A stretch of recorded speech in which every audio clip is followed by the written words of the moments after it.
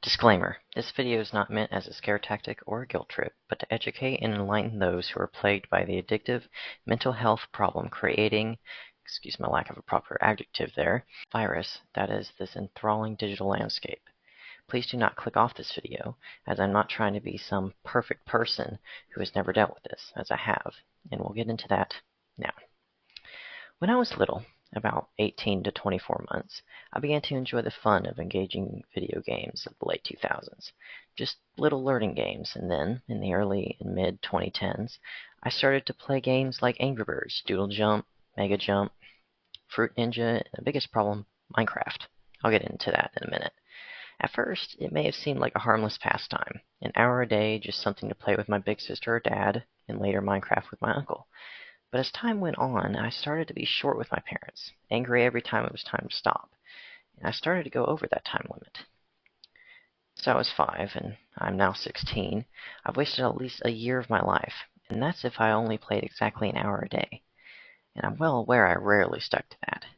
Just between 2 games on my Nintendo Switch, I've wasted the equivalent to about 48 days of my life, and in total about 109 days wasted on the Switch alone, not including computer and mobile games, which most definitely doubles or triples that number, with Minecraft being the main contributor. Now, I keep emphasizing Minecraft because it's one of the most addictive and mentally disturbing games I've ever played. The creators of this game, haven't considered the mental health issues that come with playing this game. In the early days of the game, they added creepers, an explosive mob that walks so quietly you can't hear it until its bomb fuse starts. The skeleton, a mob with a bow and arrow and without skin, and the zombie, who will punch you. And the scariest mob, the Enderman, who can teleport and only attacks if attacked or looked at in the eyes. Minecraft's version of the Slender Man. Later, in one of the earliest updates, they added the Nether, a Minecraft version of Hell, and along with it, the Wither, Minecraft's version of the Devil.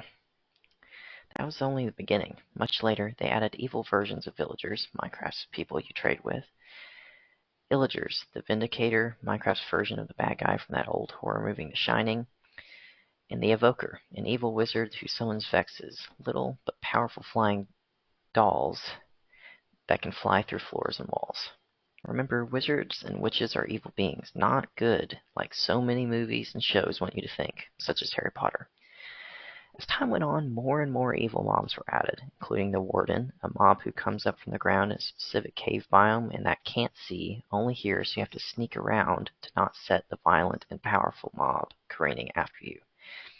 And then there's the most recent evil mob, the Creaking, a tree-like mob who only attacks when you're not looking at it, and the only way to kill it is by ripping its heart out of a tree. You may be wondering, what's the point in telling us all this? Well, here's the point. Ever since the Creaking was announced, I've been terrified, thinking there's something in the woods or under or above my bunk bed. I have trouble sleeping at night, fearful of something that isn't even real. But here's the thing, our minds don't know they're not real. When people watch horror movies or play suspenseful or violent games, our brains can't tell the difference between what's real and what's not. Our minds think that creepy creaking mob is behind us in the woods, so to speak. I even looked right behind me when I was writing this script. We need to rewire and recenter our minds and ourselves if we want to combat this mental apocalypse inside of us. The devil is using these things to keep us scared and far away from what God wants for us.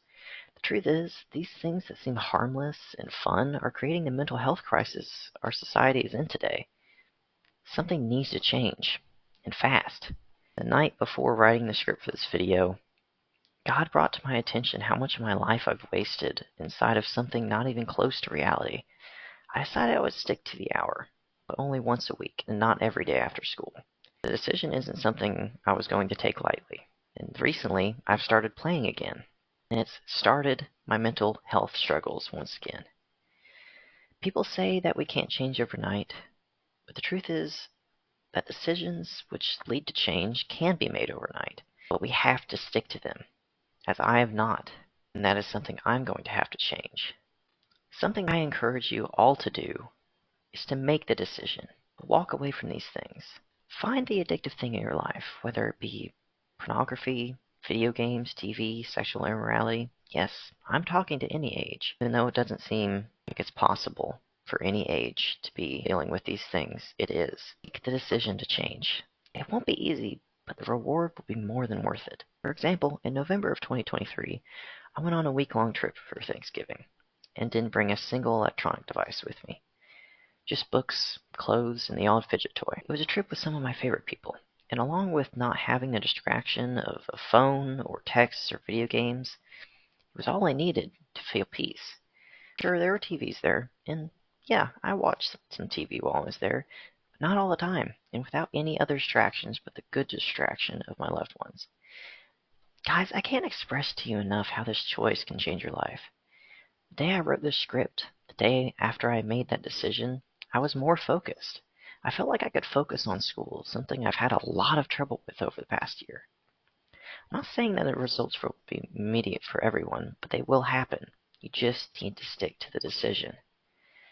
God has amazing plans for your life, and getting these bad distractions out of the way will allow you to get closer to Him. Spend more time with Him, and overall feel better about yourself as a whole and about life in general. God bless y'all, and remember, nothing is too hard with God by your side.